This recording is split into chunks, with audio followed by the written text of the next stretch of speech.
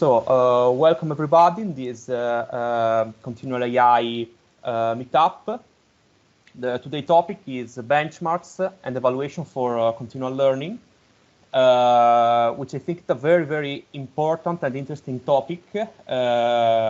Mainly because in the last year or in the last month, the number of papers and in general the interest in the continual learning topics is increasing, and I think that we are still quite distant from the peak of the interest in the subject.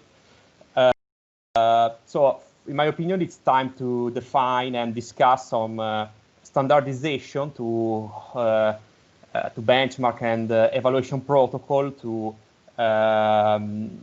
better and evaluate all our effort with well-defined and shared standards. So I think this is a very important topic to discuss. Today we have four people that will present us some benchmark and some ideas. We have Vincenzo Lomonaco from University of Bologna, which will talk about an overview on continual learning scenarios and benchmark. We have Stefan Stojanov from the Georgian Institute of Technology, which will talk about incremental object learning from contiguous views. We have Tyler Rice from Rochester Institute of Technology that we'll talk about Stream 51, streaming classification and novelty detection from videos. And last but not least, we have Andrea Cossu from the University of Pisa, which will talk about evaluation protocols and metrics for continual learning.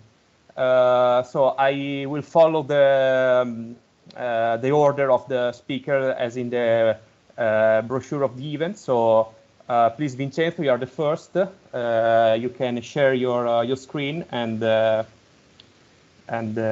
start your talk. Okay, let me.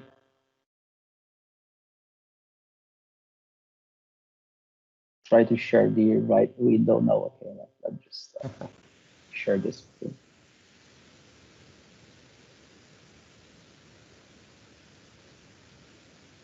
Okay, perfect. Okay, can you see the full screen? Can you hear my voice? Yes. Okay, cool. Thank you so much, Gabriele, for your kind introduction, and thank you all for being here today. In this very short talk, I will try to give you an overview of continual learning scenarios and benchmarks that are available up to now. So I wanted to start this talk with a very funny picture, trying to, because I think that at least once in our, let's say, research life, we have found ourselves reading a continual learning paper and wondering what assumptions are being made behind this work, and what are the constraints in which the design algorithms operate, like what because we know that there is a lot of different nomenclature and ideas about how to define a continual learning scenario, and it's becoming very difficult and hard now to keep track of all these differences. But I think that this is natural, given what you said before, Gabriele, the speed of the growth of interest in this field.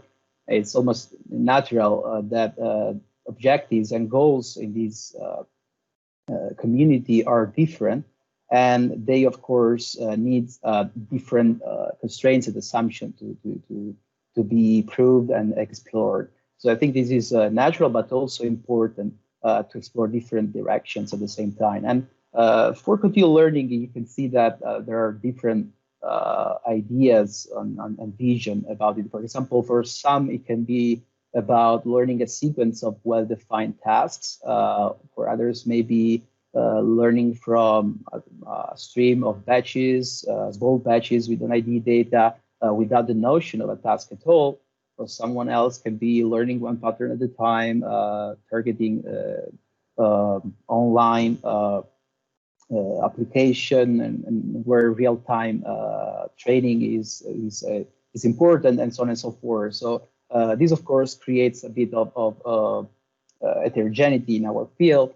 But what I think it adds on the complexity of the scenarios proposals is mostly about that even though the goals and the objectives are the same, there are sometimes different assumptions and constraints that are posed, and that define the scenarios in which some algorithms operate. And I think it's important that we try to share common ground, at least a culture of our community, where we try to define what's important and how these variables somehow affect an impact on the evaluation of our algorithms. To try to understand how each algorithm, each idea as a what are the limits and potentials of each idea. So other than different training and testing settings, something that is really changing and having an impact on the results is the amount of supervision, of course, that we give to our algorithms. For example, the availability of task labels, or the idea of maybe assuming a particular order in our tasks, and so on and so forth. So what I think it would be useful to do here is to take a step back and try to understand what are things that are in common among all the different scenarios. And what I've seen to be fairly common is the fact that these are all based on a sequence of steps, of incremental steps. And I use the word step here because the word task or batch may be very confusing to some, and also the source of confusion for others. So I will just keep the word steps here. Another common assumption for all these scenarios is that data belonging to each of those steps are unique, in the sense that you never see the same data twice. And this is, of course, very important to try to understand how a continual learning algorithm can contain the problem of catastrophic forgetting. So here, I could show you like a few classifications that have been proposed for continual learning scenarios over the last few years, maybe the most common and accepted. But I think what's really important, apart from classifications and nomenclature, is to understand what are the key properties at play here, and that defines a continual learning algorithm. And here I list just 4 of those. Of course, there may be more, but I think these are very important that we should somehow understand them and try to understand the peculiarities of each of those for each of the scenario we are presented with. So the first one is the availability of the task labels or distribution labels. So if the algorithm has somehow access to these additional supervised signal, that's somehow labeling a particular distribution, a subset distribution in our scenario. And this, of course, helps the model to characterize or specify the behaviors of the agent for these particular sub-distributions. Then the second important concept is the presence of task or shift boundaries. So this idea that the agent has a notion, maybe a bit weaker in terms of additional supervision, that is when a change in distribution is happening, and consequently we assume, often algorithms assume that when the change in distribution is not changing, then we are drawing from this distribution in an ID way. And third important concept is the content of each of those steps. So if we encounter, for example, new examples of the same classes we encountered in the initial step, or maybe we are gathering examples of new classes we have never seen before, or even both of those types in the same step. And then the fourth important distinction, I believe, is what I call the classification problem. Of course, it can be extended also to regression and other problems, but the idea of having a unique or partition problem, it's very important. It should be somehow specified because it impacts the complexity of the problem. And here I can make like a very small example. So let's say that I have 4 different classes, let's say apples, oranges, cats, and dogs. Then one possibility would be to treat this as a unique problem where, for example, I want to relate and distinguish a dog from all the other classes that I mentioned before, or it can be a problem in which we have like 2 subtasks. One is trying to distinguish animals, and the other one is to distinguish fruits. And these are, of course, very different problems and scenarios.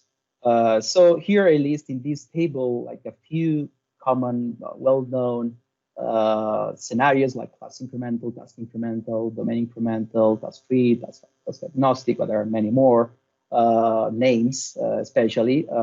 But here you can see that they have things in common, but they are also very different with respect to the 4 variables at play that I mentioned here. So I don't have enough time to go into all the differences and the specificities of all these scenarios, but we can discuss maybe later these. But the thing I wanted to stress here is that more than looking at names, we should really care about these 4 variables or what really defines a continual learning scenario.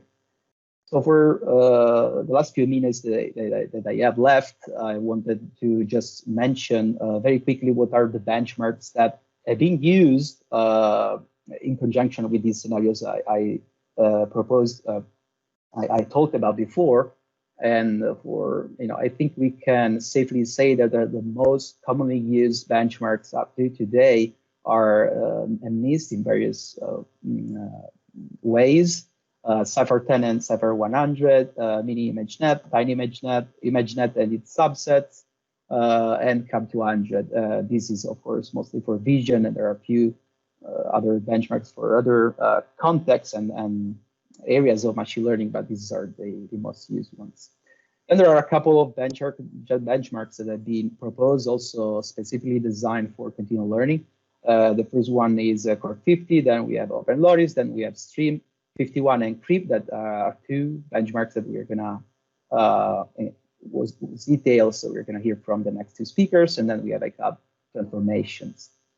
And Core 50 was one of the first, I believe the first benchmark specifically designed for continual learning in 2017 by me and Professor Davide Maltoni. And it's essentially a video benchmark for continual learning for object recognition, detection, segmentation.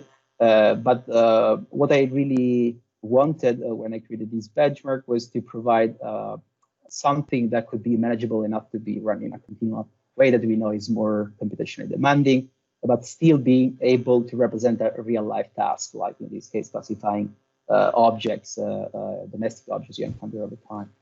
And just to quickly conclude my brief talk, I believe that, what we can use is that all these benchmarks that has been designed for continual learning, they share something in common. They are all video benchmarks. They are based on sequence of patterns. So this is something that I believe will be very, very important for the future of benchmarking in this field.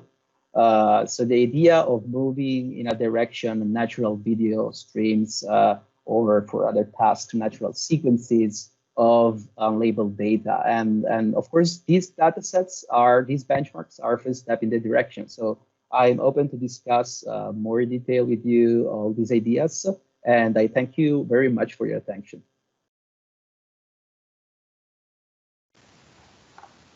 Okay, thank you very much, Vincenzo, for your talk. If there is any question specific to this talk, please ask directly to Vincenzo now. Okay, maybe there is something in the chat. See something. Okay, great summary. Thanks. So Thanks, Massimo. So congratulations. Hi, Massimo. Okay, so if there are no questions, oh yeah, there is a question in the chat. Yeah, okay, I can quickly get that. Okay. So Simone says, are there some benchmark for autonomous driving? I mean, not that I know of, and not that I know have been used specifically for continual learning. That would be very interesting because autonomous driving is an interesting topic nowadays. It's also very fun because I believe in that case, in that context, you have a lot of data you can play with. Of course, there's a problem of safety and stability of the algorithm, but we know from Tesla, for example, that it's, I mean, continual learning is something they are doing, maybe not that efficiently as we would like for, but they are integrating in their day retraining and deploy loops, so something that can be assimilated to continual learning, and they're using that for autonomous driving. But to stay with the question, I mean, I think that the easiest way would be to start with like virtual benchmark. Let's say, like Stefan maybe has something to add on this, but you can start from virtual environments, and then there are a few games like GTA and other games that are being used for autonomous driving, and you start from those, and you can play with them, and that's a really interesting topic. But as far as I know, no one has ever tried to apply continual learning algorithms in that context up now. Okay, I see there are some other questions in the chat, but maybe we could leave it for the end of all the talks. So we can go with the Stefan talk. So please share your slide, and you are free to start. Can you see my slides? Yes. Okay. So hi everyone. I'm Stefan. I'm a student at Georgia Tech, and I'll be presenting our CBPR 2019 paper. That's incremental object learning from continuous views. This paper is in collaboration with Chen Yu and Linda Smith from Indiana University. So even though the title doesn't say this, this paper has a lot to do with how we may get inspired, what kind of motivation we can get to do incremental learning from how infants learn.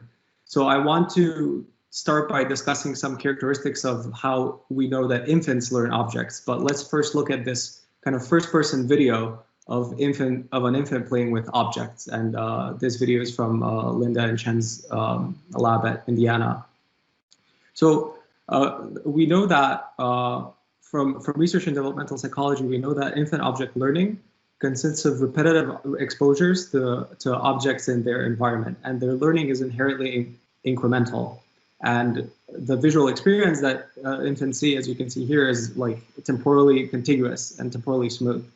But when infants interact with objects in their environment, they do not have constant object naming events by their parents, so their supervision is sparse. They might pick up a bunch of different objects that only get naming events from their parents for a small subset. And interestingly, a prevailing view in developmental psychology is that recognition of individual object instances precedes learning how to do categorization. And since most of us on this call are familiar with incremental learning, we know that currently most object recognition methods cannot learn in a way that can be characterized in a similar way to the infant, how we know infants learn. But a lot of work has been done on incremental learning, which is what we're all here. So in standard incremental learning, object categories are shown only once, and the results tend to get poor over time for data sets like CFAR and ImageNet, which are the usual suspects when it comes to benchmarking. For both methods that have some memory and methods that don't have any memory. But in a way, showing concepts only once to learning algorithms is kind of an artificial task, because infants rarely get to see an object that's important for them to learn only once and never again.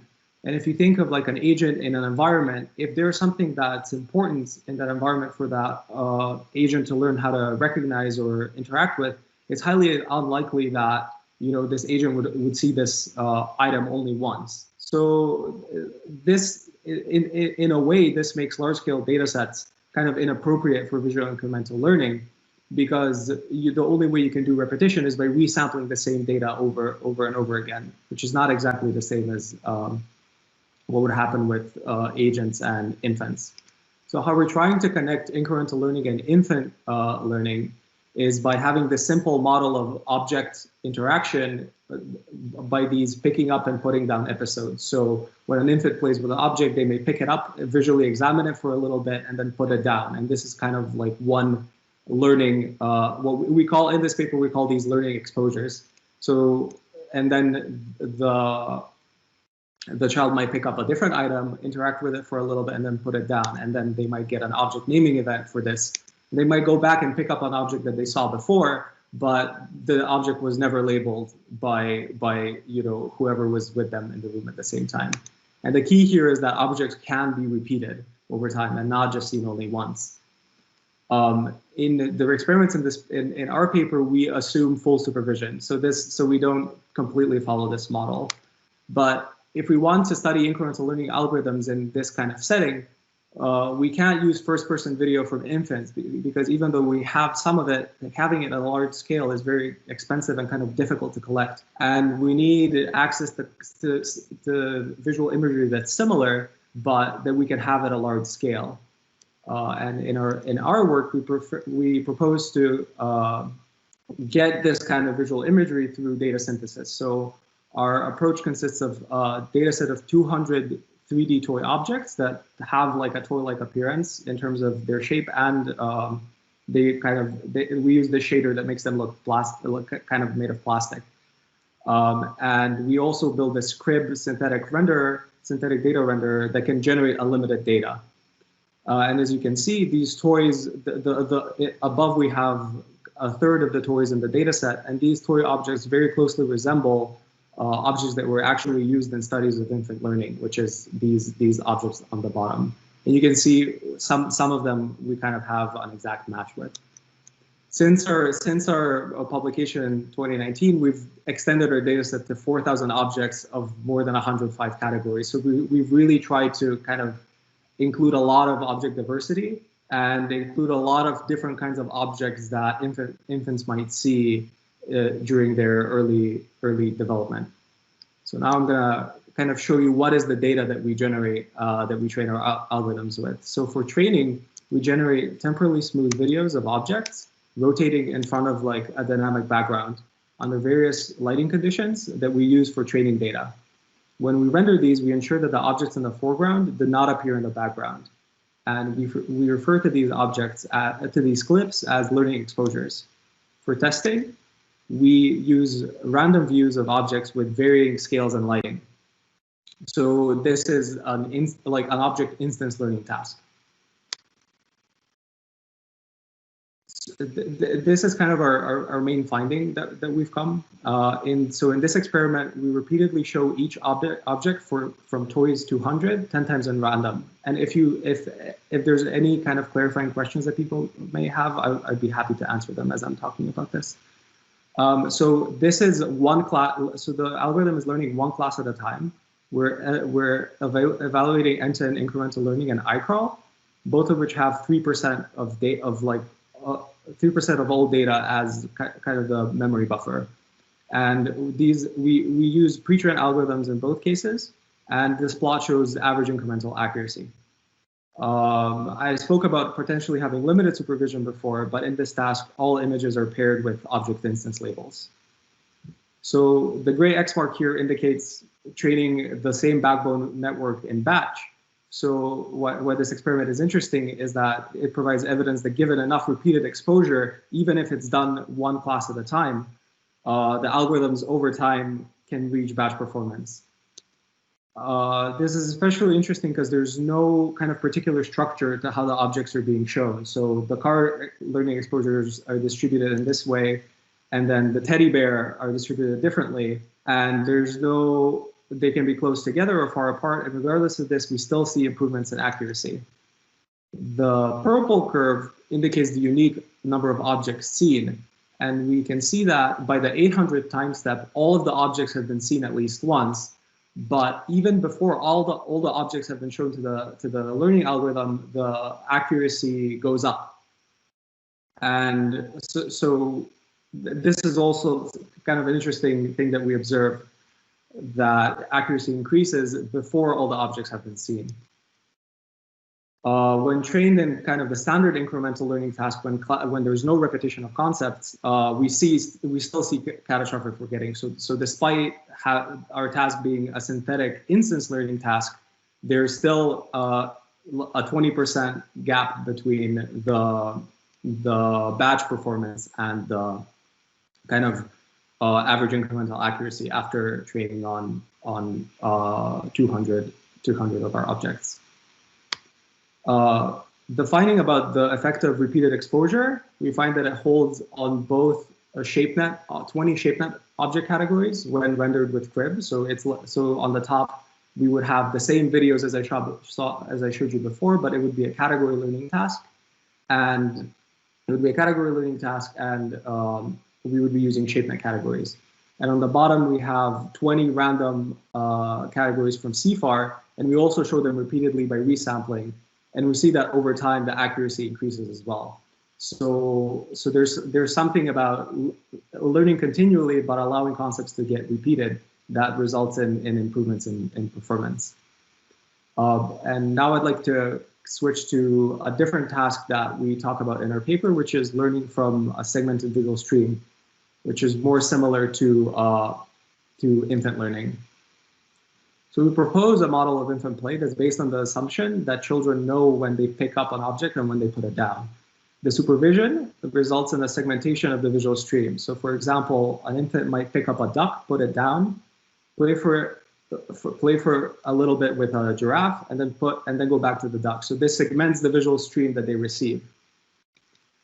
And in order to successfully learn in an environment like this, it's crucial to determine whether when an object is picked up, is it a novel object or is it an object that's been seen before? And the solution for this is some kind of novelty detection mechanism. And in this paper, we make we use a very simple kind of baseline that does a threshold-based novelty detection. So in feature space, if there's no kind of known classes within a certain threshold, within a certain distance, we determine that it's a new object, and otherwise, if it is within some distance that we kind of empirically decide, then we say, okay, this is something that's been seen before, so I'm going to treat it as a class I've seen before.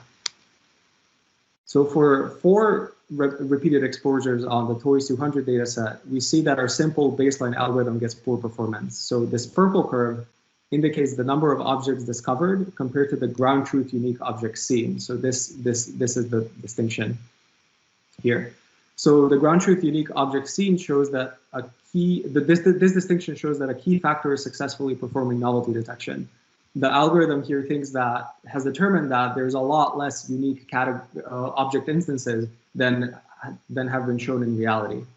In the fully supervised case that we saw before, there's perfect novelty detection because we give category labels. And in that case, we see that over time, the performance of the model reaches batch performance. So this is an interesting task that we think should be studied further in future work. So to summarize our contributions for what we've done, we have the Toys dataset and the crib synthetic rendering environment. In this work, we identify repetition as a key factor that can avoid catastrophic forgetting. And we also investigate the learning from segmented visual stream task. And all of the materials for this paper are available on our project webpage, which is just the acronym of our title.github.io. So I'd like to wrap up by talking about some questions and what I think is kind of important for future work. So one question that we've kind of had to deal with as a result of our work is we want to understand how exactly is continual learning with repetition different from mini batch SGD. And you might say, okay, it's very similar because you get to update you get to do model updates with data with the same data over and over again. So how is this different from SGD? But there is an important difference because you don't get IID samples from the whole data set when you do parameter updates. So how and why does this kind of repetition help reach batch performance? Another question is, should we do continual learning with repetition? Should this be a standardized learning task? Because as I spoke earlier, there are arguments as to why doing only single exposures, only seeing one class of data once is kind of artificial. So, and last, my final comment is that we kind of strive to build systems that learn from from a stream of information, but we require that every single label every single frame is labeled, for example, in like the split ImageNet cases. And this is unrealistic. So it's important to work on learning with less direct supervision while allowing for repetition of concepts. And if anybody has any questions, I'd be happy to answer them now. Okay, thank you, Stefan, for your very, very interesting talk. I almost agree with your observations. So if there is any question for Stefan, please use the chat or ask him directly, or just wait until the end of all the talks to ask a question to all the panelists and in the discussion.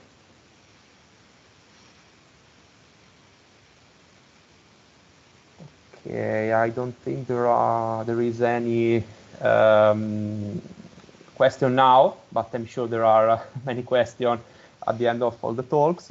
So the next speaker is Tyler. That she talked about the Stream 51.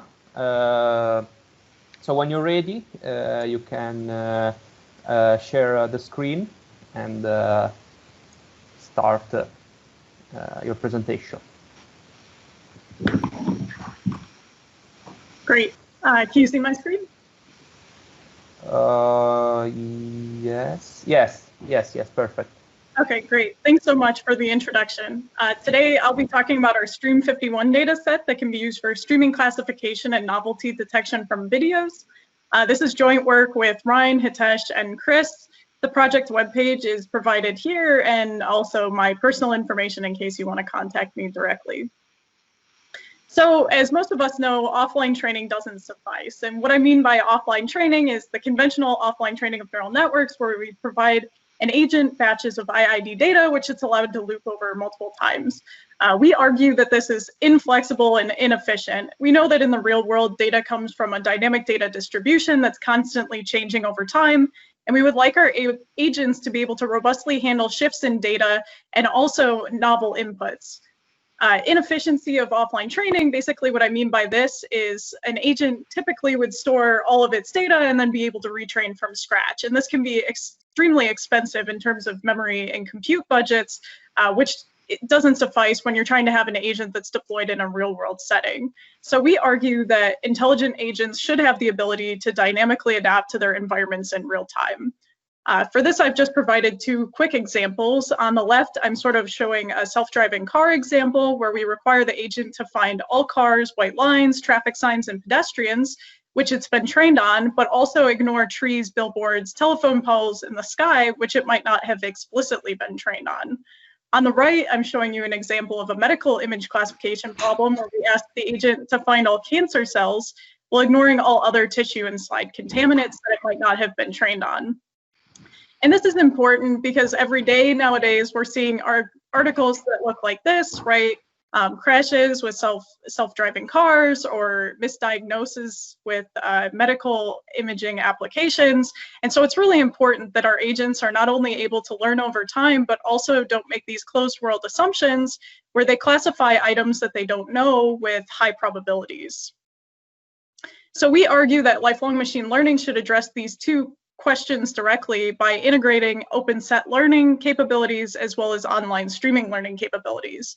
So basically what I mean by open set learning is the agent should be able to determine if its inputs are novel as the system learns over time. Online streaming learning is a variant of continual learning where we basically require the agent to learn one sample at a time from a large evolving data stream. And this is closely related to transfer learning and domain adaptation. By addressing both of these capabilities directly, we are starting to approach human learning, or how humans are able to perform both of these items. So in open set learning, we train the model to say, I don't know, for objects that it hasn't learned. So basically on the right here, we have a traditional classification scenario where I ask my agent to classify between shells, turtles, and fish, and we would draw some type of decision boundary between the three. And then anytime a new sample came in, it would be basically classified as one of these three categories. In open set recognition, we basically go a step further and say, okay, we know that fish only fall within this boundary, so anything outside of that should be labeled as unknown. So in another example on the left here, if I have a dog, cat, open set classifier, and I give it a picture of Snoop Dogg, it should say that this is unknown and not a high probability of being a dog or a cat. What I mean by online streaming learning, I mentioned a little bit before, and some of us might be familiar, is that I want the agent to be able to learn from a large evolving stream of data, but learn at one sample at a time. So basically, an image of a fox comes in and it learns it, and then maybe a different view of a fox comes in and the agent learns it, and then it continues this sequence of learning over time without catastrophically forgetting prior knowledge. We also argue that the learner should be subject to these memory and compute budgets where basically it avoids that offline training scenario of being able to store all previous training data and starting training from scratch each time new data becomes available. So I think a couple others have mentioned this, but I kind of just want to hit on it again here. Popular continual learning data sets today often consist of these static image data sets like MNIST or CIFAR or ImageNet, where basically we provide the agent an entire batch of data of one or more classes. It's allowed to loop over this data batch until it's been learned, and then it learns a new batch. The problems that I see with this scenario are that there's no temporal dependence between frames, right? These are static images, whereas humans and animals are learning from these continually evolving video sequences, which I think Vincenzo touched on a bit earlier. Another limitation is that in these training paradigms like split MNIST, classes are never revisited once they're learned. So basically, you're required to provide the agent all of the zeros and ones it's ever going to see, and then it's never going to see those again in the training sequence, which is unrealistic. And the last thing is that agents are provided large batches of IID data for each task. What I mean by this, especially for split ImageNet, where we provide 100 classes at a time, this is almost starting to get close to offline training. And I don't know how useful it would be in a deployed setting where the agent has to learn and operate in a real-time setting. A step towards what I consider true online streaming data sets are data sets that we've maybe seen before, like the iCub World datasets, iCub 1, iCub Transformations, the Core 50 dataset, and even this Toy Box dataset. However, each of these datasets are limited to only 10 to 20 object categories. The videos are collected in what I call non-natural environments. They're all first-person, object-oriented, with a person moving an object around with their hand. And specifically, there's no open set recognition baselines. And what I mean by this is, with each of these data sets, researchers would have to develop how they want to test if their agent is able to handle inputs that are from outside of its training data distribution. So for this, we've developed this Stream 51 data set. I'm not sure if the sound will work, but I just kind of want to show you this video to give you an idea of what it looks like. Can you hear the audio or no? No, I think. No audio? No audio. Okay, that's fine. Basically, this is just giving you an idea of different video frames from our data set. You can see that we have these videos collected in natural environments of agents operating in real-time scenarios. We require the agents to learn from large evolving data streams. They have to be able to identify novel categories. I mentioned this on the previous slide, where existing settings require small-scale learning of only 10 to 20 classes of these handheld videos, and there's no recognition or open set recognition baselines. So on the right are a couple videos from our data set. You can see we have man-made objects like trucks and boats and a lot of animal classes. Oops. So the Stream 51 dataset consists of 51 training classes from diverse backgrounds and environments. And specifically, we use our dataset to establish protocols for streaming open set recognition.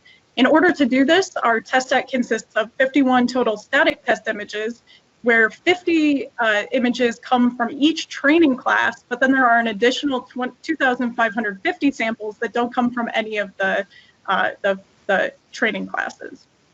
So you can see at the bottom here, our data set contains 51 classes. The size of it is about on par with the Core 50 data set. We have over 1,000 unique videos with each class containing between 11 and 37 videos. And they're all collected from what we call a natural or wild environment, where it's basically your traditional computer vision data sets that are just collected from a third-person view. So our protocol for streaming open set classification sort of looks like this. If I have a video of a fox, a horse, and a plane, the agent would be required to learn one sample at a time from that video stream, and then it can be evaluated on both seen and unseen categories. So basically, after I've learned fox, it would have to correctly identify the fox as being in distribution and correctly identify it as a fox, but then a duck, a horse, and a plane would just be labeled as unknown. And then after the agent learns horse, now it would have to correctly distinguish between fox and horse for in distribution, but the duck and the plane would still be labeled as unknowns, and this continues on.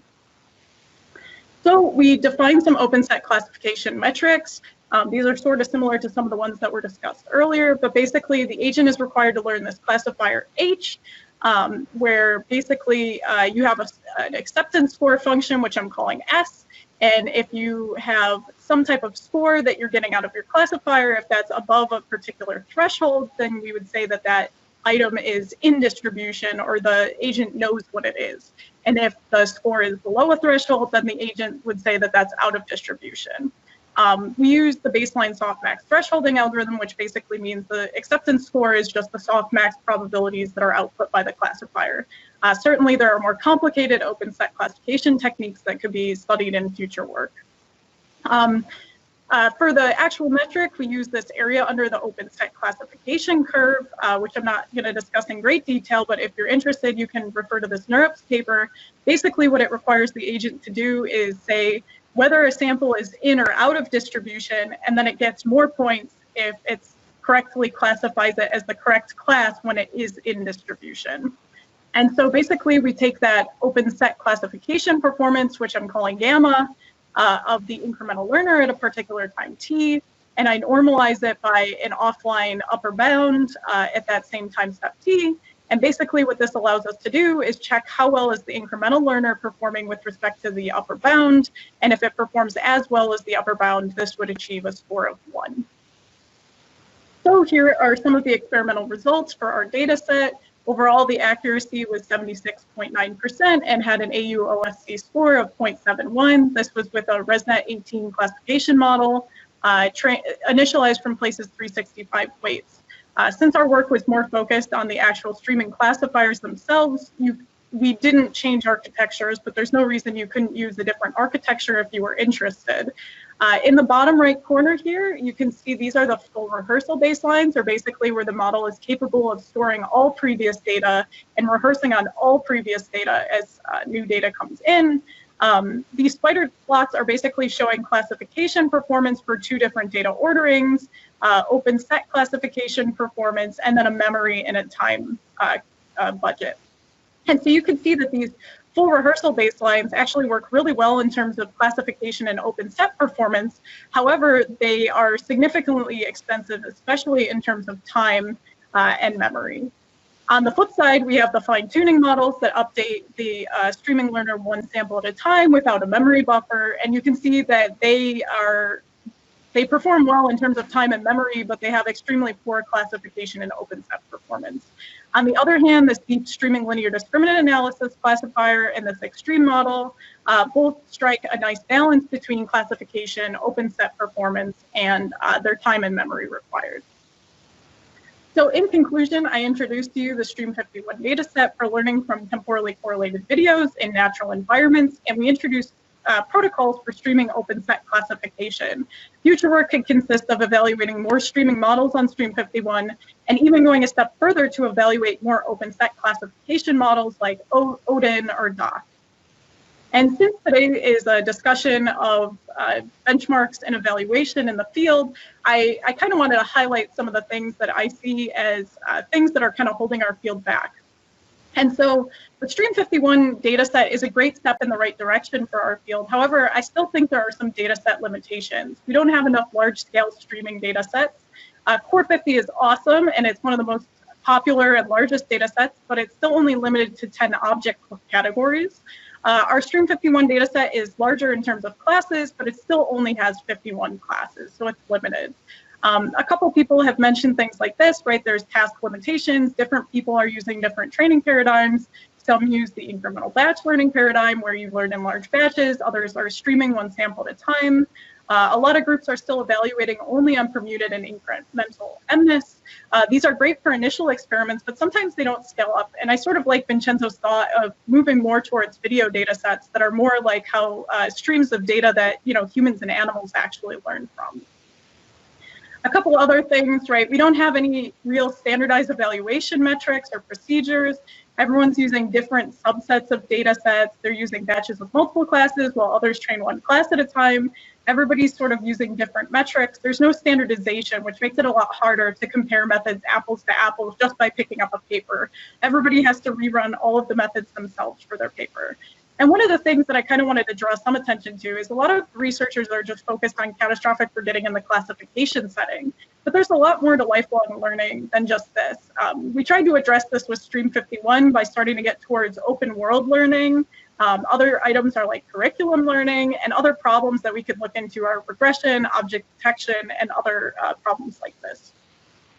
Just a shameless plug for additional problems in streaming learning that our lab specifically has looked at. We've had a couple problems on, or papers on image classification, but we've also recently had a paper on streaming visual question answering and streaming object detection. If you're interested in those, we can talk about them further. But I'd like to acknowledge my co-authors for their contributions and also our sponsors for the funding. And with that, I thank you for your attention, and I can take any questions. Okay, thank you so much, Tyler, for your very interesting talk. I'm starting to see some common pathway on all the talks about the importance of streaming and video data, and not some unrelated images like in I don't know, image classification tasks. So I think this is good that many people in different parts of the world all agree to the importance of streaming and video data. So if anyone has any question for Tyler, please use the chat or ask her directly, or maybe ask at the end of the next talk.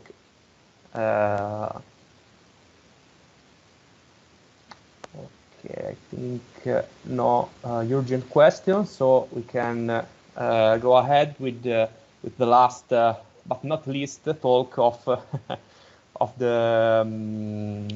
today's meetup. Andrea Cossu from the University of Pisa, evaluation protocols and metrics for continual learning. So Andrea, when you're ready, you can share your slide on your screen, and you can start whatever you want. You should see my slide and hear me? Yes. Okay, perfect. Thank you, Gabriele. So I guess the Tyler's talk has been the perfect introduction to mine, because actually we share lots of ideas in common, and not specific to online and streaming learning, but it has been a really great talk to introduce the topic of metrics, continual learning metrics, and evaluation protocols. Because most of the papers are actually on models, on continual learning strategies or techniques to improve performance on catastrophic forgetting and whatnot. But I think it's important also to take some time and pause the research, let's say the core research, and focus on evaluation protocols, metrics, so the way we evaluate our algorithms and our techniques. And this is the time to do that. So on the right, you see a plot taken from Gradient Episodic Memory paper, and it just shows you a very typical way of measuring performance in continual learning. So a learning curve, many learning curves actually, in which the number of tasks progresses and the average accuracy measured over, let's say, past tasks decreases over time. So in traditional machine learning, if I show you a learning curve of accuracy, you should expect the accuracy to grow up in time, because of course the model is learning. In continual learning, since we have non-IID data and multiple tasks, we see a decrease in the accuracy, of course, because of catastrophic forgetting usually. But there is a lot more to monitor and a lot more to check during your experiments.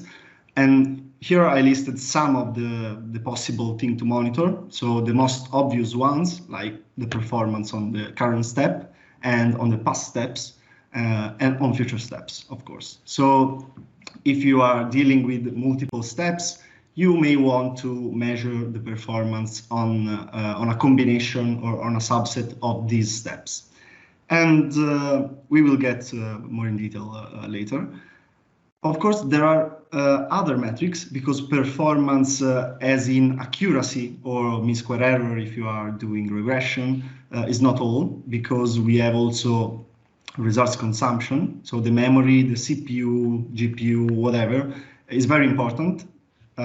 Since we are dealing with multiple tasks. So we have to maintain our model as long as it lives, and in continual learning, it lives very long typically. So we have to pay attention to memory and also other basically usage metrics. The model growth is a very specific one, but also a very important one, because the model may grow very fast with the number of tasks. And so we should pay attention to it. And also execution time, which is strongly tied to the data efficiency, because if I have multiple steps and I spend a lot of time in each single step to learn, well, I have a very large execution time and a very low data efficiency. So these are some ideas about what to monitor. Let's see what is used in the literature, basically. So these are the three simple metrics. The first, well, is not a continual learning metrics, really. It's a standard machine learning metric. You measure the average accuracy on the current step, so averaged over mini batches, typically. And this means that if you have a very large value of accuracy, you are learning the current step. So, for example, in a split MNIST, the popular one, you are learning very well 0 and 1s. But if this average accuracy is low, well, all the analysis that you are going to do later in continual learning has basically no meaning, because you cannot forget what you haven't learned in the first place. So this is, let's say, a sanity check, okay? Then if we go into the continual learning world, one of the most used metrics is the average accuracy among all previous steps. So when you learn a specific step, you want to consider also the previous steps, and maybe you can include the current step. This is the metric of the well-known catastrophic forgetting effect. And so it usually decreases over time, because as tasks progresses, so the more tasks you see, the more you can forget.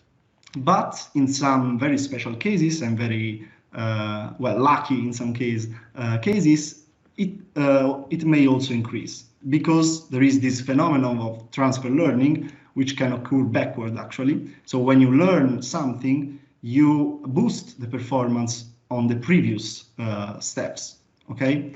And so this curve, if you monitor the curve over steps, may also increase. And finally, there is the converse, the converse of these metrics, which is the average accuracy among all steps. So you include past, present, and future, all the steps in total, and you take the average accuracy. This takes into consideration also forward transfer learning, because if you learn a step and the performance on future steps increases, then you are in the presence of forward transfer learning. But it's a metric which assumes to know the future. So in a streaming setting, for example, you have not idea of what it will come, because I mean, next classes could be anything really. So you could, for example, approximate the distribution of the tasks and try to understand what is coming next, and then use this particular metric. But it's not an easy one, in my opinion, to use in a realistic scenario, of course. If you use MNIST or Cypher, this is perfectly fine. These are three other metrics, so popular ones because they have been introduced all together in the GEM paper. And the first is very similar to the last one we just saw. So the average accuracy, called AC.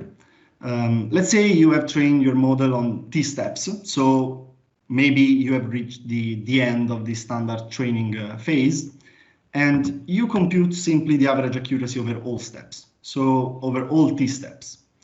And this is a general metric which gives you an overview of what's happening in your experiments. But the next two are more specific to very specific issues and problems. The first one is the backward transfer, and the backward transfer has a very specific formulation as given by the authors, and it's a very realistic and a good one in my opinion. Because you take a difference. So the difference is between the accuracy on step I after training on the last step or on the current step. And so this, what measures? Well, this measures the catastrophic forgetting. So you have trained on a certain number of steps, and then you measure the performance on a previous one. So if this is low, you are in the presence of forgetting for step I, okay? And you subtract this value from the accuracy on step I right after training on step I. So this is basically the machine learning performance, so the validation accuracy right after training on that step. So this should be high, okay? Because of course, if this is not high, then you don't have the average accuracy on the current step, which I mentioned before. And so all the experiments in some sense are misleading, okay? And you can take the average over all steps of this difference just to get a single number, okay? And this is a very interesting metric because it represents the backward transfer. And you can get a sense of what is happening on previous steps when you have trained on a specific step, so to say. And the forward transfer is quite the opposite and measure your ability to boost performance on future steps. And this is measured, well, a little bit more complicated, but not much. You measure the difference, again, between the accuracy on the step I after training on the previous one, on the previous step. And you subtract the accuracy on step I at model initialization. So the rightmost term of the difference basically represents the random performance, because I want to know how much I am improving on future steps, but with respect to a random performance, not in an absolute way. Because if the random performance is 0.5 or 0.1, it changes my forward transfer if I am obtaining an accuracy of 0.6. Okay, so the random performance 0.1 means a larger boost in performance if I am achieving a 0.6 now. And so you can average again over all steps. You may not include the first one because it has no previous step. Okay, this should be clear enough, hopefully. But anyway, you can use many different metrics. There is no time to mention all of them here. It will also be very boring. But you can find many metrics in the Continual Learning for Robotics paper. And as an idea, my opinion about what you should include in a paper is something that you must have. So if you are working with continual learning, either for a paper or for production, you should have general metrics about efficiency, computational cost, ability to remember previous tasks, so forgetting basically. And these are something that are required to understand the model behavior. But then you should also include some should-have metrics. So if you're giving a contribution to the field, you may want to develop a very specific metric or use one if it already exists for your contribution.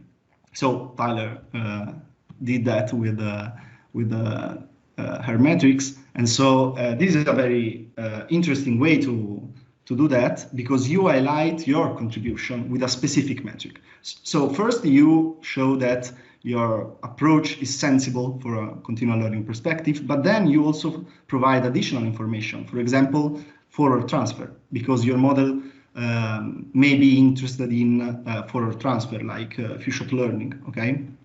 And then you can use any sort of crazy metrics, learning curve area, and so on and so forth. But the main giveaway of this slide is just to highlight your contribution with the right metric. And as an example, of course, we have talked about streaming continual learning a lot today. So I synthesize here the streaming continual learning as mini batch size equals 1 or very small. So learning from very small for a very small number of patterns at a time, and training epochs 1 means that you observe the patterns only once. So the pattern may repeat in the future, just to include also the framework which we just saw in the previous talks. But in that specific moment, you do not iterate repeatedly over the same set of data. It may reappear in the future. And this is a perfect continual learning setting, because the concept of step, so split MNIST with 5 steps, for example, still applies. Each sample has its own step, but in addition, each sample here could represent a separate step. So you cannot assume to have multiple, the same class for the next 10 samples. It's something that you cannot assume. And so you must update the model after each sample, and this is strongly related to data efficiency. So in a streaming continual learning, you should have some sense of how efficient your model is in terms of data efficiency. So how much can I learn from a single pattern, okay? Because if I am not learning much from a single pattern, I may have to reobserve the pattern over and over again to learn effectively. And so this, for example, is an important metric. Okay, I just want to conclude by thinking about the evaluation protocol of continual learning. So if for machine learning, a golden rule is do not ever test on the training set, for continual learning, I would say that you should declare the use of task labels at test and training time, because this radically changes the meaning of the results we are seeing in a paper, for example. So to me, it's okay to use task labels. We are, for example, if you are in research, of course, it's an assumption that you can make. In production, it's a very unrealistic assumption at the very least. But if you use it, please state it clearly. Because if you have a task label, you may want to use a multi-head setting in which the output layer is split into multiple heads. And so at test time, since you know from which step the input is coming from, you can select the appropriate head and thus simplifying the problem in some way. While if you don't use the task label at test time, so if you have no supervision of the task from which the input is coming from, you are forced to use a single head setting. So an expanding output layer in which you have to give all the classes, you have to discriminate among all the classes seen so far. And this is a very difficult problem, a much difficult problem. But the sense of this is to declare and let us know which configuration are you using, because otherwise it's a mess. Okay, so that's all for me. Have fun with experimenting on continual learning benchmarks, seen also today. And if you have questions, I'm here to answer. Okay, thank you very much, Andrea, for your very interesting talk. I think that I put some clarity on all the different benchmarks, all the different metrics, and all the different data that are used on to evaluate continual learning algorithm. So we are perfectly on time. We should start now the question and answering and a sort of debate with all the participants. So if you have any question, please use the chat or ask directly using your microphone and your voice. But before that, I would like to start with a question on the chat. There are actually two questions. The one from Massimo Caccia. Should we start thinking about standardized continual reinforcement learning benchmark? Of course, if this is direct to any of the speakers. So if you want to answer, please. Okay, I can start. Okay. So actually, yeah, I somehow forgot to mention those on my list of common benchmarks, because it's true that continual learning is mostly researched within the area of computer vision, right? But at the same time, continual learning shares a lot of ideas with reinforcement learning, especially in the vision of acquiring, new experiences over time in an environment, for example, right? In fact, reinforcement learning, it's the field in which experience you play, or what we call rehearsal, was introduced in the first place, right? There are, of course, a lot of environments, especially virtual environments, one can use for continual learning.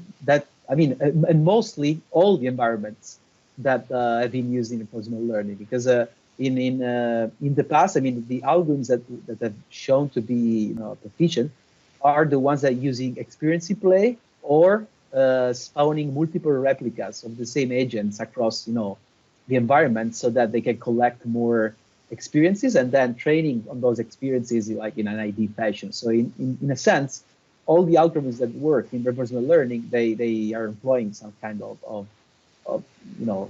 they are trying to overcome the same issues of continual learning, let's say this way.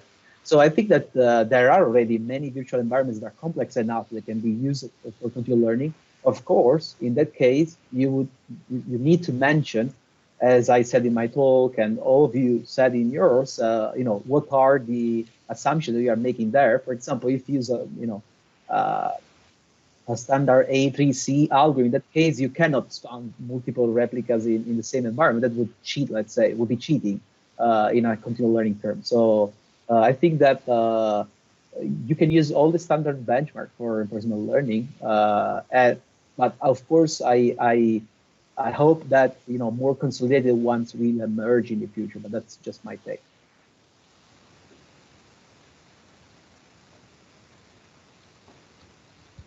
Okay, there is another question from German who asked, is the sequential structure of the data particularly important to carry out the task in any of... Yeah, I'm sorry, I have the emoticon over the... Okay, is the sequential structure of the data particularly important to carry out the task in any of these benchmark? For instance, in object recognition, one frame is enough, but for action understanding, you need the sequence of frames. So it's a question related to, I think, the sequence network of data, if is important or not. Yeah, is one frame enough though? I kind of have trouble reconciling with that, because what kind of frame you get and how much you are supposed to learn from one frame really matters. Like maybe if you have one frame, you can learn to recognize one object instance, but I think there basically, my comment is like, I don't think one frame is enough. And then I think if you're trying to use, for example, if you're trying to make use of object shape, having a sequence of information, a sequence like a video of an object will let you get to object shape a lot more easily than having a single frame or like a set of frames. So then if you, for example, if like a strategy is to make use of object shape as kind of a way to do recognition, then having a sequence of information is very helpful, I think. And then having a stream inherently helps you know when things are changing. So a stream that doesn't have any labels itself, by virtue of like how the information is changing over time, it lets you know, okay, things have changed, something's different. So I think it's more natural in a way than giving, you know, you can do 100 parameter updates on these 1,000 images from this one class, and now all of a sudden this is going to change, and you're going to have to do something else. So that's my comment on the streaming thing. I'm sure others have kind of different perspectives. Well, no, I share the same perspective actually, and I just want to add that this is in my opinion, a fundamental issue, because the sequential nature of data is fundamental for us as humans. So even if we are biased in believing that we deal with images as computers deal with images, so we take an image, classify this image. That's not how it works for us. So we scan, in some sense, the image, what we see, we scan it, so we obtain a sequence, a temporal sequence from what we see. And so the information arises, in some sense, from this sequential way of perceiving the world.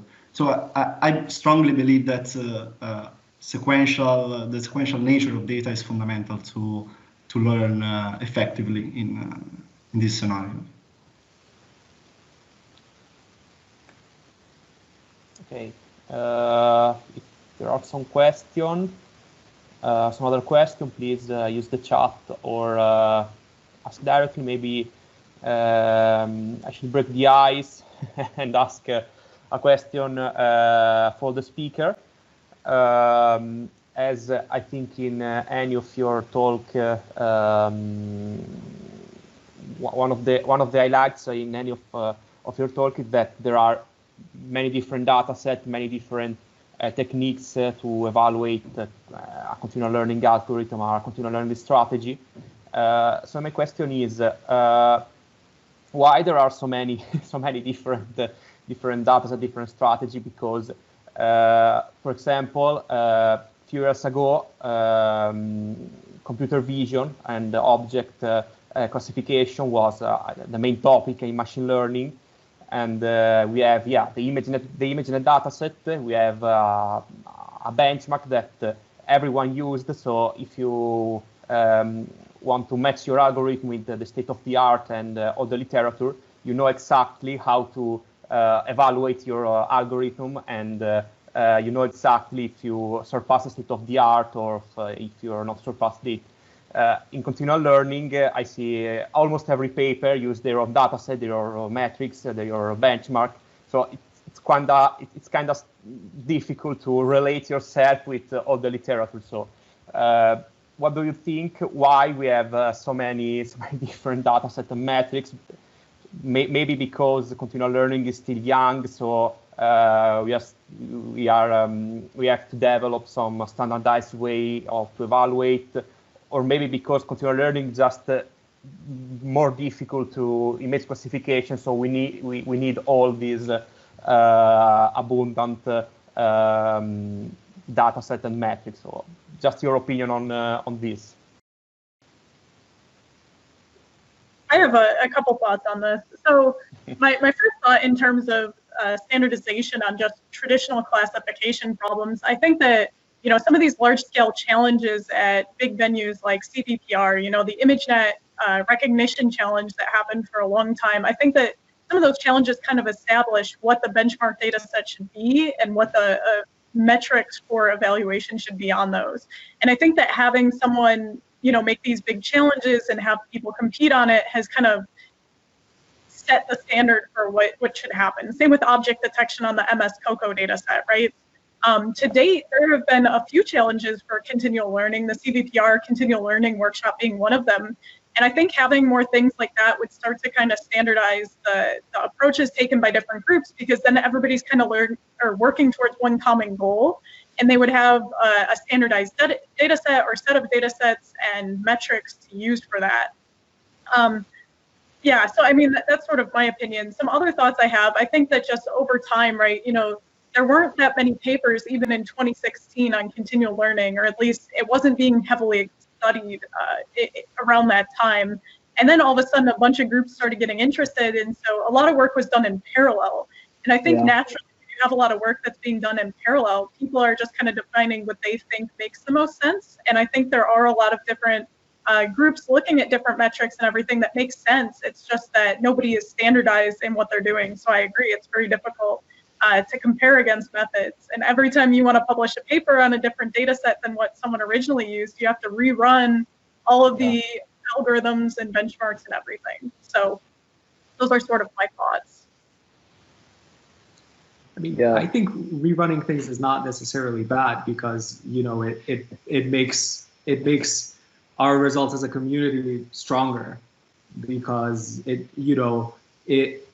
think there's value in replicating other people's work and using other people's algorithms in settings, that vary in some ways from like exactly what they were designed for. I think image classification and detection, these kinds of classic tasks, people have had a really long time to figure out the right way to do them. And continual learning is one of these things where there's a lot of variations and a lot of different assumptions you can make. And there's if you think of the number of permutations that are possible in terms of the decisions you can make about what information is available and what's not available, it blows up really quickly. And there are people who have tried to do these reviews, trying to make taxonomies based on different kind of characteristics. And even then, you read two different review papers and the taxonomies are different, because people find different stuff to be valuable. I mean, it doesn't, I'm not worried though, because I think that we're making cool, really cool progress. I just hope, and in general, I think that kind of beating benchmarks as a research process is not so great, because how much actual knowledge are we creating by getting 0.5% on a benchmark? So a benchmark is good if it helps us do better research, but then it's very easy to fall into this let's just get the benchmark and then just hit the benchmark for 2 years and see who's going to do best. And I have a colleague in tracking that is really unhappy, because at this point people are trying to build models that can work with the peculiarities of the data set itself. So they're not making better trackers in a way, but they're trying to figure out the data set. So there's always the danger of coming up with a challenge like that. And I guess it's whoever decides to do the image of continual learning has to be really careful not to end up with something like that. But I think that luckily we see papers that have contributions that are more interesting than just, look, we have better performance. I like that there's a tendency of let's try to understand things better for a lot of works. And so I guess all I'm trying to say is there's a bad part, because it might seem what are we even doing? Everybody's trying to do their own thing. But then it's also exciting because people have different perspectives, and there's a lot to learn from reading other people's work. Yeah, I also agree there is a lot of value in this diversity that we witness in continual learning. And I think that for ImageNet or detection with COCO, we had a lot, as Stefan said, we had a very long time to think about this task, and they were the first big data sets available for trying all things on natural images. So and it was also another time of doing research with a lower amount of people interested in AI and vision, whatever. So that's really something totally different. And continual learning is starting just right now to really take on the exponential curve, I would say. I just have one last thought, I guess. So I definitely agree that it's very interesting to look at all of these different benchmarks. And I think it's good that the community is really thinking about what is the correct way to study the problem fundamentally. But we also have to be careful that we're not conflating results and that we're not just developing a metric that makes our method look good and makes all the other methods look bad, right? Because then sometimes it makes you question what progress is actually being made. And I think that, I agree, it's not good to just beat benchmarks because sometimes it doesn't actually solve the problem. But it is important to make sure that we are actually making progress. And sometimes when everybody has their own metrics and everything, it's really hard to tell if we're actually making progress or if it's just like the particular benchmark used in that one paper. So those are also some things to consider. Oh no, I totally agree, Tyler. And but why I'm so positive about it is that I can see general trends in continual learning that are changing and are moving towards a direction that I like more. So for example, just a basic example, a few years back, just a few papers would tackle problems outside the classic multitask scenario, where you have just a dozen of steps in which you have a different task for each of those. And remember, one of your papers as well, one of mine, maybe I can also connect to this issue. Because Stefan, you said that there are a few works or research papers that are tackling problems where you don't have repetition, right, of classes or something like that. But for example, the Canon's group with Tyler and me, with David, I guess from 2017, we already published something on that line of thought, streaming learning, and for us was new infants and classes, the scenario in which you can encounter, examples of classes you have already encountered before, and going in the direction of more natural learning experiences. So what I'm saying is that, a few years back, just, papers published in Continual Learning were just about multitask settings. Now they are starting to be more and more about settings. And I see that people like us are starting to discuss about new, more natural streaming settings in which you encounter things over time, that there's no big tasks or big constraints that are making your scenarios too simple, or something that we needed actually a few years back, but now we are starting to release these constraints, or we are not facing these things that are different and beautiful, I believe. Yeah, I think one thing that, whenever I see a paper come up on arXiv and the only data sets they have is CFAR10 and MNIST, I'm like, what are you guys doing? But, we're from more of a computer vision perspective. So somebody, and people that are working more on the theoretical side, they develop a lot of theory and then they test their theory on MNIST and CFAR. But there's this tendency for computer vision people to not take that very seriously, right? So I think also because it's really new, there's not that many people who have consumed a lot of continual learning work and have thought about these values. So I'm curious to see how the review process is going to change as there are more experienced people, and as works get published in different venues. So maybe in a few years, when you submit a continual learning paper to CVPR, all the reviewers will have continual learning experience. And I mean, this year, continual learning is something you can choose as a primary area, which I'm not sure was the case a few years ago. No. It was very difficult to find groups really working on that or advertising that, positions about that. It was. I think in 2015 it was almost impossible to find something. If you were a PhD student willing to work on that, it was really something you had to come up with, autonomously.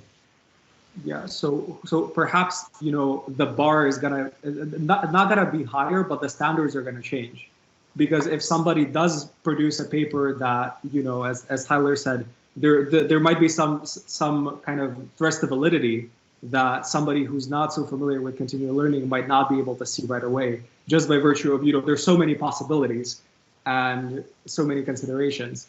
So another reason I'm hopeful is that since there is more interest the kind of criteria for what's a good continual learning work will kind of mature, and I think that will help us. It's kind of this virtuous cycle in my mind. I would like just to add a side note, because it's true that we for sure need better benchmarks, more realistic scenarios in which to test our approaches, and that's useful. But let's not forget that also for the standard class incremental learning, so split and nist, the very basic one, what is simple is not the continual learning problem, in my opinion, but the continual learning protocol. So you have a very simple set of steps with task boundaries, and so it's all very, let's say, not much realistic. But the problem in itself is still very difficult, because we don't have many strategies, many continual learning strategies able to solve this problem without task labels at test time. So if you start releasing some very strong assumptions, also these very simple benchmarks remains very difficult. So we have, replay, basically distillation, and well, I would say not very much, very much else, because GEM also, but it's quite inefficient, the pure GEM. So I guess it really depends on what you are experimenting. So what is your objective? If you are proposing a new model, a new algorithm, a new continual learning strategy to tackle class incremental, maybe also split and nist is a good benchmark. You cannot, of course, test only on split and nist. Yeah. This is clear.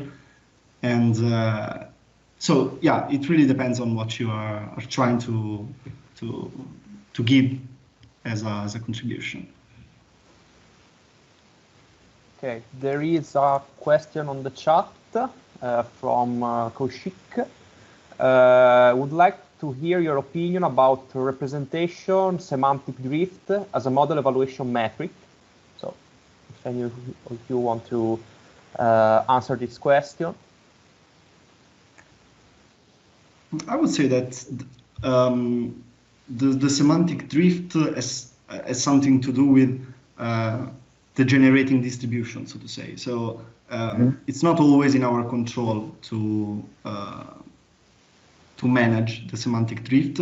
So I don't know exactly how to have a metric which monitor the model performance against concept drift. It could be, of course, the standard forgetting, which is the most, of course, used one. Maybe, I don't know if that was the question. Yeah, but maybe, maybe he's talking about evaluating this drift directly on the data, so not through the model, but looking directly on the data and try to quantify the virtual drift in that case, because we cannot access the real distribution, but we can access the data that we can process, and there can be like a virtual drift. And I don't know many works that deal with this, but I heard that there are many from the past, not really new ones, that were trying to solve this problem for robotics or other fields. So this idea that you want to know when the data distribution is changing, and then you want to act accordingly, even though you're not learning anything, and there are a few metrics and works that be proposed there, but I'm not familiar with those. I would suggest you to investigate more, these kind of papers, but there are, I'm sure, different contributions to trying to, detect the distributional changes from the input data without going through the standard continual learning metrics. Yeah, we have actually a review of these topics in our wiki. So if you look for it, you should find some information. I'm referring to Kossu, of course, which asks the question. I think it's data. Go ahead. Oh, sorry, go ahead. No, go ahead. Well, I will hunt in separate. I was just going to say synthetic data has an advantage here, because when you're dealing with natural data, it's very hard to quantify the changes that are happening. But if you have so the key with synthetic data is not to have it is to have it be difficult enough that it's worth solving. So computer vision people are often reluctant to work with synthetic data because there's this idea that, you know, it's going to work in your synthesized world, but then the same algorithm, if you had the right amount of real data and you deployed it, it wouldn't work. But assuming that you can create a synthetic learning task that's challenging enough, synthesizers are cool because you can control everything. So if you want to create some kind of change, you can control it. The issue is that how do you even quantify semantic drift? Like you can kind of make changes in the environment. You can introduce some kind of more variability, or like this nuisance kind of variability, like more lighting changes, more scene changes, stuff like that, make it more difficult to learn. But to me, it's like, how do you quantify? So like semantic drift, like that thing specifically, to me seems really hard to quantify. That's my comment. But I want to plug synthetic data because that's kind of my thing anyway. Yeah, I agree with that. And I mean, so the way I interpreted the question too is representation or semantic drift in the model itself too, right? I think this all kind of goes back to the stability plasticity dilemma at its core, right? You have to have enough stability to not forget old stuff, but you have to have enough plasticity in your weights to learn new stuff. So I think it's really hard in terms of quantifying, like, you know, if the model's representations are changing a lot, that could be an okay thing because it's learning new tasks. But I guess, you know, some of the fundamental features within the model you probably don't want changing too much, like your edges and bar detectors, and even some of those low-level features. So I think it's an interesting question. I do think it's going to be kind of hard to quantify it in terms of, you know, how much is okay for the model to change. It could be task dependent too, right?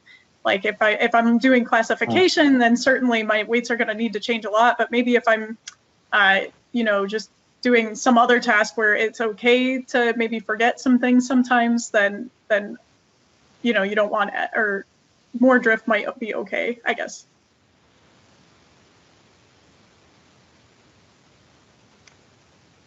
Okay, thank you. There is any other question? Maybe write on the chat or use your microphone. Hi everyone. Hi. Hi. So you talk about video. I don't work with video, so maybe this is a trivial question, but I'm wondering if there are people working on the unsupervised learning, like you talked about, because if I have a camera and I move it a little bit, maybe I can understand what are the different objects in the scene, and I can learn just from the video to do the segmentation of objects without any labels. So I'm wondering if there is someone working on that, and what are they able to do right now?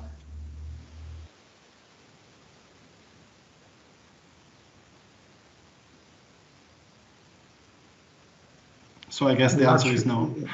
I'm not sure about in the continual learning kind of world, but video object segmentation is like a big thing, and video object detection is a big thing, and clearly, you know, video has specific characteristics that allow that task to be solved. Like there's more information, temporal information helps with segmentation, but I'm not sure if somebody has kind of said, okay, let's make use of the things that make video good for these recognition tasks, and then do this, build like a complete continual learning system that does this at the same time. Video is kind of hard to work with. Like anybody that's worked with like video classification or any task with video, it gets really complicated really quickly. And continual learning has its own complexities in terms of like how do you deal with the data loading and and all that stuff. So I think from a practical perspective, it would be pretty challenging to put together. But I think it's a matter of time before somebody does it. It would be cool. I'd be happy to see a work like that. Yeah, thanks. Okay, Any other question? Okay, maybe I have a very brief last question for all the speakers. So we talk about different kind of evaluation techniques, especially in the last talk, in the Andrea's talk. So we have, of course, accuracy. We have efficiency, memory consumption, backward and forward transfer, and so on and so forth. So we have a plethora of different metrics. So in your opinion, what are the most important methods that any paper or any work on continual learning have to include in the evaluation of the algorithm? Because in my opinion, I have seen many papers that only report accuracy, final accuracy or average accuracy on all the tasks.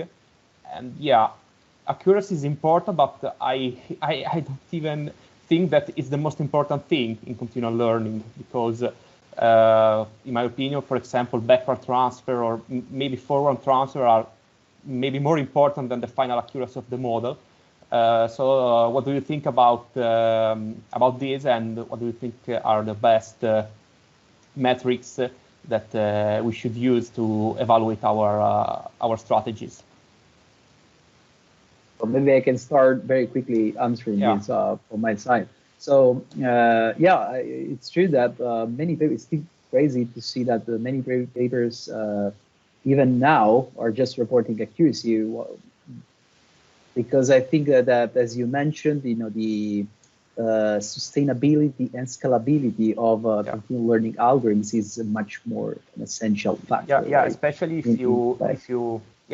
you work with streaming data or videos. I think it's very important to have a fast algorithm or something that don't consume so much memory or so the first step for me would be to include at least like training times or running times in general.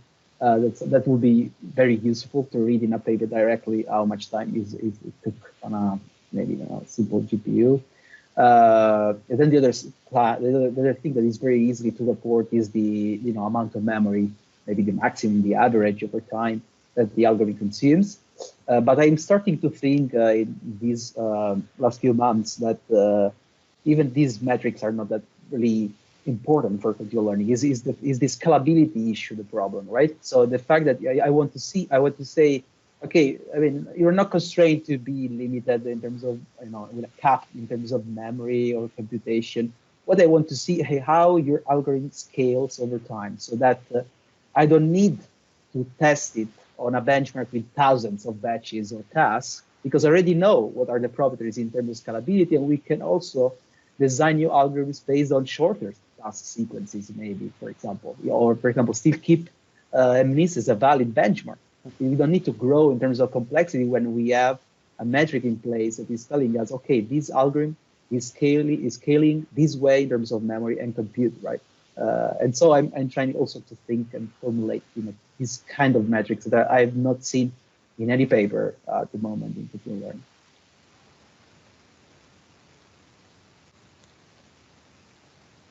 Yeah, I definitely agree with that. The scalability thing is a huge issue.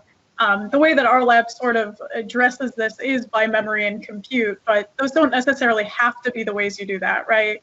Because if you look at the offline model that just stores everything as it comes in and can retrain from scratch, there's your solution if you don't care about memory and compute, right? We already know it'll probably have a pretty high performance, but it's going to come at the cost that it's not going to scale very well when you start to have millions and millions of data points or classes and stuff like that. So I do think it's important. And I agree with Vincenzo. I think it would be interesting if there were a way to just quantify it, like with some formula or something, like I think your one paper looked at flops. But I think that's sort of interesting too, because then you would be able to manually compute, how long will this take to run if I know it runs in X time on small data set when I scaled up to this larger data set. But I definitely agree. I think accuracy is not enough. And I think, getting back to the backwards and forwards transfer, I think these are really important too, right? Because theoretically, you know, the point of lifelong learning, when you think about like backwards transfer or forwards transfer, is that past things should help you learn future things more efficiently or better. And that means that you could potentially outperform an offline learner in the incremental setting if you were performing it properly. And I think a lot of people are sort of ignoring that because right now we're mostly focused on forgetting. And I do think it's very important to remember that like a true lifelong learner, or even humans, right, when we've learned a lot of cats in the past and we learned some new breed of cat or something, it's very easy for us to just look at a few examples and pick that knowledge up very quickly. So I do think all 5 of these metrics, you know, like compute, memory, or compute time, memory, like performance overall, and then backwards and forwards transfer, I sort of like that. And I like these spider plot ideas. I sort of snagged that from one of Vincenzo's earlier papers. But I sort of like seeing it on the axes with all of the different things. You can kind of compare, oh, well, this algorithm is does really well in this area, but it kind of lacks in this. I sort of like that. So those are sort of my overall thoughts.